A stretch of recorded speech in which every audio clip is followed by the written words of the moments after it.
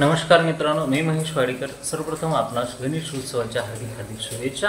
या व्हिडिओच्या माध्यमातून तथा पुढील आणखीन काही दिवस आपण सतत काही ना काही लॉर्ड गणेशाच्या संदर्भामध्ये जे अननोन फॅक्ट्स आहेत ते पाहण्याचा आपण प्रयत्न करणार आहोत। तर अननोन फॅक्ट्स पाहण्यासाठी आणि आपल्या ज्ञानामध्ये भर पाडण्यासाठी I hope you will follow me. सर्वात पहिला प्रश्न असा आहे, या जगाच्या पाठीवरती असलेला असा कोणता देश आहे की ज्या देशाने लॉर्ड गणेशा म्हणजे भगवान गणेशाचं चित्र आपल्या करन्सीवरती त्यावेळेस रेखाटलेलं होतं?